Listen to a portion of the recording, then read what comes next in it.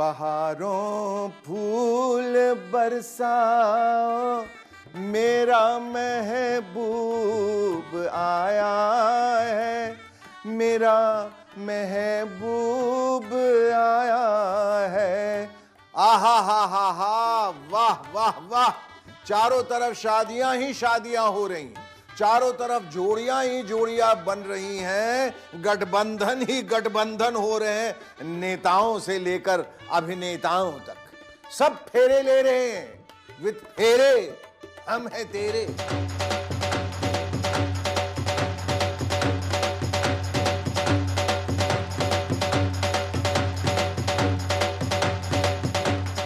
एक तरफ जोड़े एक दूसरे को जयमाला पहना रहे हैं, तो वहीं दूसरी ओर हमारे नेता टोपी पहना रहे हैं, और टोपी भी रंग बिरंगी। कोई किसी को लाल टोपी पहना रहा है तो कोई किसी को काली टोपी पहना रहा है। इसकी टोपी उसके सर, उसकी टोपी इसके सर। ये लाल टोपी वालों को सत्ता चाहिए। जीवन तब है जब लाल रंग उसके अंदर है। और सिर्फ टोपी की ही बात नहीं हो रही है, लुंगी की भी बात हो रही है भाई। बोले तो कॉस्ट्यूम का फुल पैकेज। ओए ओए ओए ओ आ, ओ लाल टोपी वाले आ हा हा हा, ओ बबुआ भोले भाले आ हा हा हा हा। चुनाव देखो आने लगा है, दिल मेरा गाने लगा है, ओ बबुआ भोले भाले। तुम गलत गा रहे हो शेखू, ये गाना ऐसे नहीं है। हैं? मैं गलत गा रहा हूं? मैं गलत गा रहा हूं? लेकिन मोदी जी तो ऐसे ही गा रहे हैं। मोदी जी और गाना? हाँ, मोदी जी लाल टोपी का गाना गा रहे हैं। यकीन ना हो रहा हो तो ये देखो। पूरा यूपी भली भांति जानता है कि लाल टोपी वालों को लाल बत्ती से मतलब रहा है। ये लाल टोपी वालों को सत्ता चाहिए, घोटालों के लिए लाल टोपी वालों को सरकार बनानी है, आतंकवादियों पर मेहरबानी दिखाने के लिए, आतंकियों को जेल से छुड़ाने के लिए। और फिर मोदी जी ने लाल का ट्रांसलेशन भी कर दिया। लाल यानी रेड, बोले तो रेड अलर्ट। लाल टोपी वाले यूपी के लिए रेड अलर्ट है, रेड अलर्ट यानी खतरे की घंटी है। मोदी जी ने खतरे की घंटी बजा दी तो अखिलेश भैया कहां पीछे रहने वाले थे। उन्होंने घंटी बजाते हुए पूरा लाल पुराण ही बांच दिया। अथ श्री लाल कथा। लाल रंग इमोशंस का है, लाल रंग देवी देवताओं का है, लाल रंग बहुत ही वाइब्रेंट कलर है। लाल रंग या लाल चेहरा तब होता है जब हम खुश होते हैं, लाल तब भी चेहरा होता है जब हम नाराज होते हैं। तो लाल रंग की चुनरी भी देवी देवताओं पे चढ़ती है। हमारे ग्रंथ भी कई बार लाल कपड़े में ही रखे जाते हैं। अखिलेश भैया ने तो इतना लाल कर दिया, इतना लाल कर दिया कि लाली मेरे लाल की जित देखूं तित लाल, लाली देखन मैं गई मैं भी हो गई लाल, लाल ही लाल, लाल ही लाल। हम तो नहीं चाहते, हम तो चाहते हैं कि अब देश में सब लाल बत्तियां हटा देनी चाहिए। अगर उनको लाल बत्ती चाहने के लिए लाल टोपी नहीं है तो एक काम करे सरकार, ये जितनी भी लाल टोपी बची है वो सब हटवा दें। क्या क्या क्या क्या क्या क्या क्या क्या बोला आपने? जरा फिर से बोलिए। ये जितनी भी लाल टोपी बची है वो सब हटवा दें। ये जितनी भी लाल टोपी बची है वो सब हटवा दें। लो कर लो बात। आप तो खुद ही कह रहे हैं कि लाल टोपी हटवा दें। अब अगर कल को मोदी जी ने हटवा दिया तो अच्छा, आगे आपने करेक्शन कर दिया। Sorry sorry, okay okay, correction please. ये जितनी भी लाल टोपी बची है वो सब हटवा दें, या जो लाल बत्तियां लगी हैं वो सब हटा लें। ये था करेक्शन। और आपको तो पता ही है कि करेक्शन का एक अर्थ चेंज भी होता है। तो अखिलेश भैया ने लाल लाल के साथ यह भी कह दिया कि अब चेंज होगा, अवश्य होगा। निश्चित होगा, होगा ही होगा। ये लाल टोपी की चमक दिल्ली तक पहुंच गई है। इसका मतलब ये है कि उत्तर प्रदेश में बदलाव होना निश्चित है। अखिलेश भैया ने चाहे कुछ भी कहा हो, लेकिन लाल को लाल बत्ती समझकर उसी पर रुके रहे, लाल बत्ती से आगे नहीं बढ़े। लेकिन उनके भावी या कहे संभावी, उनके संभावी पार्टनर लाल बत्ती को क्रॉस करके काली बत्ती पे पहुंच गए। संभावी पार्टनर मतलब आम आदमी पार्टी के संजय सिंह। संजय सिंह भी इस टोपा टोपी के खेल में शामिल हो गए और एक ट्वीट पेल दिया और उसमें मोदी जी का काली टोपी वाला फोटो लगा दिया, ये वाला, और उस पर लिख दिया, मोदी जी, काली टोपी वालों का दिल और दिमाग दोनों काला होता है। इतनी टोपीबाजी देखकर समाजवादी पार्टी की राज्यसभा सांसद जया बच्चन जी से भी नहीं रहा गया। उन्होंने अलमारी से अपनी लाल टोपी निकाली और उसे पहन के पहुंच गई संसद और ऐलान कर दिया। क्या ऐलान किया, सुनिए। मुझे लाल टोपी पे गर्व है, काला टोपी नहीं पहनती। जब जया जी को बताया गया कि मोदी जी ने उनकी लाल टोपी के बारे में क्या कहा है, तो वह एकदम से लाल पीली हो गई, भन्ना गई और खाली पीली मोदी जी को बहुत कुछ सुना दिया। वो घबराए हुए हैं, कुछ भी बोल रहे हैं। उनका सम्मान है, प्रधानमंत्री हैं, उस कुर्सी को मैं बिल्कुल उसके अगेंस्ट में कुछ नहीं बोलना चाहती हूँ। उस कुर्सी का सम्मान करती हूँ, चाहे व्यक्ति का करूँ या नहीं। जया दीदी ने प्रधानमंत्री जी की शान में आगे और भी काफी कुछ कह दिया। क्या कह दिया, सुनिए। प्रधानमंत्री जी की खासियत है कि वो एक आध जुमले छोड़ देते हैं, उसके ऊपर प्रचार करते हैं। जुमलों से नहीं होगा, काम से होगा। तो देखा आपने कैसे हमारे नेता एक दूसरे को टोपी पहना रहे हैं, कोई लाल पहना रहा है तो कोई काली पहना रहा है। लेकिन ये सब चुनाव से पहले हो रहा है। चुनाव के बाद क्या? भाई, चुनाव के बाद तो ये सब पब्लिक को ही टोपी पहनाएंगे। माफ कीजिएगा, क्या बोलती है पब्लिक? मैं सही कह रहा हूं कि नहीं? ये जो पब्लिक है ना, ये सब जानती है रे। जय जय श्री राम।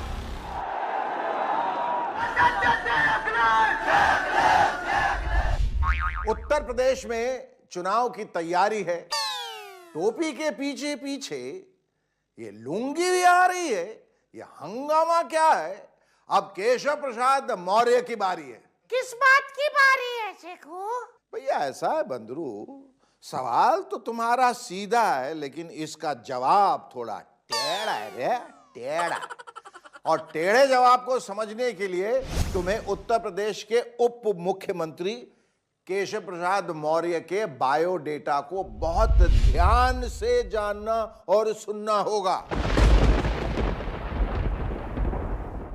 आप सभी जानते हैं कि जो भी नेता उप मुख्यमंत्री होता है, उसकी एक मतलब दिली इच्छा होती है, और वो दिली इच्छा ये होती है कि उसके पद के पहले जो उप लगा हुआ है, उप, वो जल्द से जल्द हट जाए। लेकिन ऐसा हमेशा हो नहीं पाता। यकीन न हो तो आडवाणी जी से, सुशील कुमार मोदी जी से और नितिन पटेल जी से पूछ के देख लीजिए, जिनकी लाख इच्छा के बावजूद भी। और केशव प्रसाद मौर्य, उनके बारे में क्या विचार हैं? मौर्य जी के बारे में यह विचार है कि मौर्य जी बार बार लगातार हर बार जिस तरह के बयान देते रहते, उससे उनकी ये इच्छा प्रकट होती रहती है कि वो अपने पद के साथ लगे उप के ठप्पे को हटाने के लिए बेचैन हैं, छटपटा रहे हैं। ऐसा कहा जाता है कि मौर्य जी ने मुख्यमंत्री बनने का ख्वाब तब पाला था जब 2017 में उनके नेतृत्व में बीजेपी ने उत्तर प्रदेश विधानसभा का चुनाव लड़ा था। तब वो प्रदेश बीजेपी के अध्यक्ष हुआ करते थे, इसीलिए ऐसा ख्वाब देखना स्वाभाविक भी था। लेकिन अफसोस, मुख्यमंत्री पद का ताज उनकी जगह योगी आदित्यनाथ के सर पे सज गया। लेकिन मौर्य जी मन में जो ख्वाब सजाए बैठे थे, वो जस का तस अभी भी वैसा ही सजा हुआ है। अब आप पूछेंगे कैसे, तो मैं बताता हूं। देखिए, पहले मैं उनका एक ट्वीट पढ़वाता हूं। जिसमें वो काशी मथुरा की बात कर रहे हैं। ट्वीट है, अयोध्या काशी भव्य निर्माण जारी है, मथुरा की तैयारी है। ट्वीट देख लिया? तुमने भी देख लिया बंधु? अब इसके बाद उनका एक बयान सुनवाता हूं जिसमें वो जालीदार टोपी और लुंगी वाली की बात कर। दिखाइए।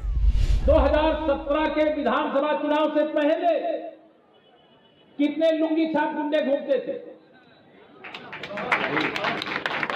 जालीदार गोली टोपी लगाए हुए, राइफल रिवाल्वर बंदूक लिए हुए व्यापारियों को डराने और धमकाने का काम कौन करता था? आपकी जमीनों पर कब्जा करना और कब्जा कर ले तो शिकायत करने भी बन जाना, ऐसी धमकी कौन देता था? और अब सुनिए चंद्रगुप्त मौर्य, सॉरी केशव प्रसाद मौर्य का एक और बयान जिसमें वो समाजवादी पार्टी के अध्यक्ष और उत्तर प्रदेश के पूर्व मुख्यमंत्री अखिलेश यादव का नाम बदलने की कोशिश कर रहे हैं। देखिए। मैं अब श्री अखिलेश यादव नहीं कहता हूं, तो श्री अखिलेश अली जिन्ना कहता हूं। श्री अखिलेश अली जिन्ना कहता हूं। अब सवाल यह है कि केशव प्रसाद मौर्य लगातार एक से बढ़कर एक भड़काऊ या विवादास्पद ट्वीट या बयान क्यों दे रहे हैं? कुछ लोगों का कहना है कि ऐसा वो उत्तर प्रदेश में होने वाले विधानसभा चुनाव को पोलराइज करने के लिए कर रहे हैं।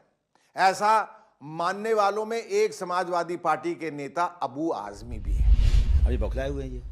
अब ये इनका काम सिर्फ पोलराइजेशन का, जिससे अंग्रेजों ने किया था ना कि डिवाइड एंड रूल, ये समाज को डिवाइड करना चाहते हैं। देखिए, जिन्ना के नाम लेने से अखिलेश जी के कोई मुसलमान वोट देने वाला नहीं है। ये सारी चीजें सिर्फ और सिर्फ घबराए हुए परेशान लोग जिनके पास कोई इशू नहीं है वो लाकर पोलराइज करना चाहते हैं, और कोई इशू नहीं है। मैं ये नहीं कहता कि अब्बू आजमी गलत कह रहे हैं, लेकिन मेरी थ्योरी कुछ अलग है। अब उनकी थ्योरी ये है भाई कि मौर्य जी की निगाहें कहीं हैं और निशाना कहीं और। कैसे जरा खुलकर बताओ ना शेखो। तो जैसा कि मैंने शुरू में ही कहा कि मौर्य जी की निगाहें मुख्यमंत्री की कुर्सी पर है, जिस पर फिलहाल योगी जी विराजमान है, जिनकी छवि एक कट्टर हिंदू नेता वाली। तो मौर्य जी शायद ये सोच रहे हैं कि मुख्यमंत्री की ये गद्दी उनको तभी मिल सकेगी जब उनकी छवि योगी जी से भी अधिक कट्टर हिंदू वाली हो जाए। फिर अंतरतम की ज्वाला से जगती में आग लगा दूं मैं, यदि धधक उठे जल थल अंबर जड़ चेतन तो कैसा विस्मय। हिंदू तनमन हिंदू जीवन, रग रग हिंदू मेरा परिचय। यानी वो हार्डलाइनर वाली बड़ी लाइन खींचना चाहते हैं। इसलिए भले ही वो अखिलेश यादव का नाम अखिलेश अली जिन्ना करने की भरपूर कोशिश करते दिख रहे हो, लेकिन उनके निशाने पर अखिलेश नहीं जी रही, उनके निशाने पर है यूपी के मुख्यमंत्री की कुर्सी। इसलिए इनके बयानों से जितना अखिलेश तिलमिला रहे होंगे, उससे कई गुना अधिक योगी जी तिलमिला रहे होंगे। वैसे अखिलेश जी ने मौर्य जी के बयान पर मजा लेते हुए ये कह भी दिया है कि बीजेपी के भीतर ही भीतर ऐसा कुछ चल रहा है जिसकी वजह से मौर्य जी इस तरह का शौर्य दिखा रहे हैं। मैं शंकर का वो क्रोधानल कर सकता जगती क्षार क्षार, डमरू की वो प्रलय ध्वनि हूं जिसमें नचता भीषण संहार। रणचंडी के तृप्त प्यास में दुर्गा का उन्मत्त हास, मैं यम की प्रलंकर पुकार जलते मरघट का धुआंधार। लगता है उन्होंने मुख्यमंत्री जी का पहनावा देख लिया है। मुझे लगता है उन्होंने मुख्यमंत्री जी का पहनावा बहुत करीब से देख लिया है, इसलिए इस तरह की भाषा का इस्तेमाल। उनका झगड़ा विपक्ष के लोगों से नहीं है, उनका झगड़ा तो उनके अंदर अपने लोगों से है। अब आगे देखते हैं कि उत्तर प्रदेश के चुनावी नतीजे क्या होते हैं। लेकिन केशव प्रसाद मौर्य तो मन ही मन मुख्यमंत्री पद की शपथ लेने की तैयारी कर रहे हैं, यानी मुंगेरी लाल के हसीन सपने। ये तो बात पक्की है। तो अब सवाल ये नहीं है कि अखिलेश जी इस सब के बारे में क्या कर रहे हैं, सवाल ये है कि योगी जी अब क्या करेंगे। अभी ले लेते हैं एक ब्रेक के बाद देखिए, मुबारक हो तुमको ये शादी तुम्हारी। देखते रहिए पोल खोल हुई थी कि कब प्रीति भोज में बुलाएंगे, कब हलवा पूड़ी खिलाएंगे। ऐसे कुंवारों में राहुल गांधी भी हैं जिनसे हलवा पूड़ी की उम्मीद अभी भी बची हुई है। हालांकि उनकी बढ़ती उम्र को देखते हुए लोग अब निराश भी होने लगे। लेकिन खुशी की बात यह है कि तेजस्वी यादव ने वक्त रहते ही शादी कर ली। लेकिन जहां तक हलवा पूड़ी खिलाने का सवाल है तो उन्होंने भी बिहारियों को बहुत निराश किया। निराश? वो कैसे? अरे देखे नहीं, उनकी शादी का समारोह कहां हुआ रे बुड़बाक? बिहार की जगह दिल्ली में, और वो भी बेहद गोपनीय ढंग से। आखिरी समय तक परिवार से बाहर लोगों को पते नहीं चला कि दुल्हनिया का नाम क्या है। एकदम में टॉप सीक्रेट। लालू यादव की बड़ी बेटी मीसा भारती के फार्म हाउस में जब तेजस्वी रेचल नाम की लड़की के साथ विवाह बंधन में बंधे तो वहां गिने चुने ही लोग थे। सिर्फ फैमिली मेंबर से समाजवादी पार्टी के नेता अखिलेश यादव और उनकी धर्मपत्नी डिंपल यादव। जहां शादी हो रही थी वहां बाउंसरों का भी भरपूर इंतजाम था ताकि बिन बुलाए बाराती या पत्रकार न पहुंच जाए। बहरहाल शादी हो गई। अब बिहार में ऐसा होता कि शादी में कोई ना कोई रिश्तेदार तो नाराज होता ही होता है। कोई और हो ना हो, फुफ्फा तो होता ही है। फुफ्फा वो होता ही है। कोई पांव पूजी में धोती न मिलने से गुस्सा हो जाता है तो कोई दोस्तों की सही खातिरदारी न होने की वजह से। तो यहाँ कौन हुआ? यहाँ फुफ्फा तो नहीं, लेकिन मामा जरूर नाराज हो गए। पूरा बिहार अब पूरा जमात को छोड़ दिया ये लौंडा। मनमानी नहीं चलेगा, खत्म हो गया राज्य। कोई बचपन का दोस्त नहीं है। ढोल बजा के क्यों नहीं शादी किया? मुंह छुपा के भाग रहा है, जागता नंद है। तो दोस्तों, 1 साल से भी ज्यादा समय से चल रहा किसान आंदोलन अंततो गत्वा आज खत्म हो रहा है। बधाई हो। और खुशी की बात यह है कि हमारा अन्नदाता, हमारा किसान खुशी खुशी अपने घर वापस लौट रहा है। उम्मीद करते हैं कि अब सभी पक्ष खुश रहेंगे। आप सब भी खुश रहें, आबाद रहें। इन्हीं शुभकामनाओं के साथ मुझे और मेरे बंधुओं को दीजिए इजाजत। अगले हफ्ते फिर मुलाकात होगी। तब तक के लिए नमस्कार। चलिए।